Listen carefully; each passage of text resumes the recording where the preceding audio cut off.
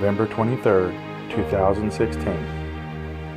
Tonight's story is the Berenstain Bears' Mad, Mad, Mad Toy Craze, written by Stan and Jan Berenstain and read by Sir Militus.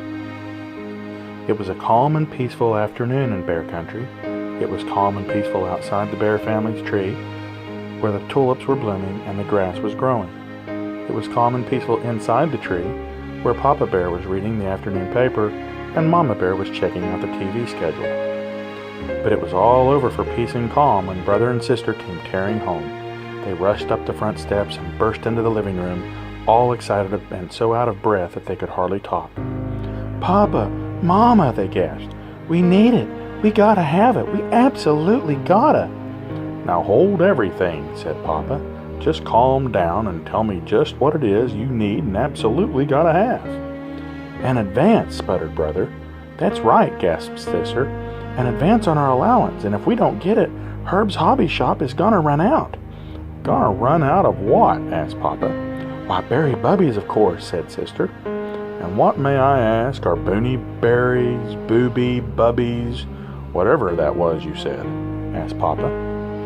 "Berry bubbies, Papa," said brother. "They're terrific. They're great. They're fabulous." "And they're cute and adorable," said sister. "And each one is different and each one has its own name. Cousin Fred already has 6 of them," said brother. "Lizzie has 8 and Queenie has 10, said sister. "Well," said Papa, reaching for his wallet and taking out some money, "far be it for me to deprive my cubs of booby berries." The money and the cubs disappeared so fast you would have thought it was a magic act. "Well," said bewildered Papa, "what do you suppose that was all about?" "Come to think of it," said Mama, "I did see a sign on Herb's hobby shop window. It said, 'We have berry bubbies, $2.95. I didn't think much about it, but I suppose that's what the cubs are talking about." "Talking about is putting it mildly," said Papa. "They were flipping out about it. They were through the roof about it," he sighed. "It's just amazing to me," he said, as he went back to his paper, "how otherwise sensible cubs can get pulled into any silly thing that comes along." "I suppose," said Mama, as she went back to the TV schedule. The cubs ran all the way to Herb's hobby shop, holding their precious berry bubby money in their hot little hands. And the lucky cubs that they were, they got there in time to buy the last 3 berry bubbies in the store. When do you expect more?" asked brother. "I can't say," said Herb. "I can't even get them on the phone. It's busy 24 hours a day." Though it was true that Cousin Fred had 6, and Lizzie had 8, and Queenie had 10 berry bubbies, while brother and sister only had 3, the ones they did have were very cute. Each one was different from the other, and each one had its own very own name. Back home, sister said, "We'd like to introduce our berry bubbies. This one is named Ziggy Zippo. This one is named Dimple Darling. And this one is named Harry Harry," said brother. Said Papa as they all sat down to dinner. "They are kind of cute," said Mama. The next day, the cubs came to Papa with a proposition.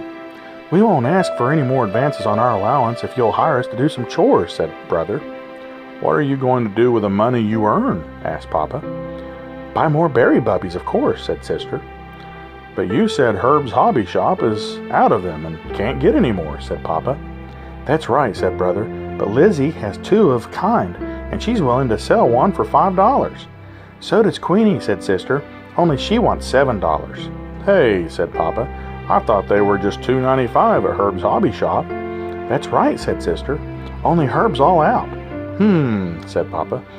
"Buying and selling berry bubbies is beginning to sound like a pretty good business." "Speaking of business," said Mama, "here's a piece of the paper about a fellow who bought a whole bunch of berry bubbies before they became popular. It says here that he sold his entire collection for a fortune."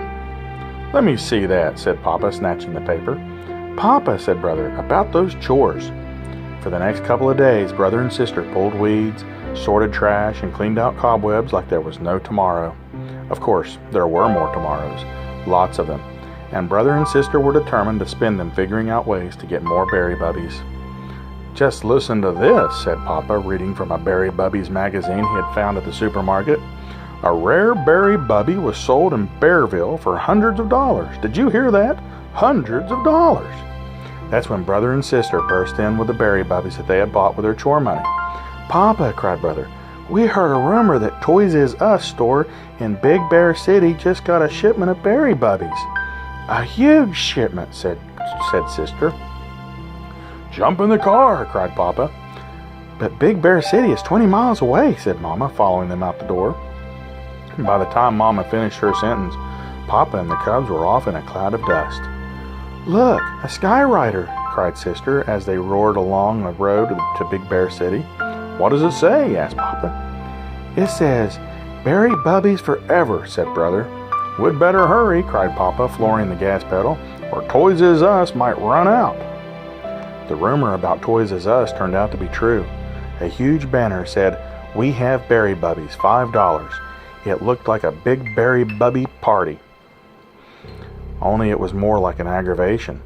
The lines wound around the store, babies were crying, and two daddies got into a shoving match about a place in line and had to be taken away by the police. But the cubs got their berry bubbies. In fact, they headed home up to their necks in them.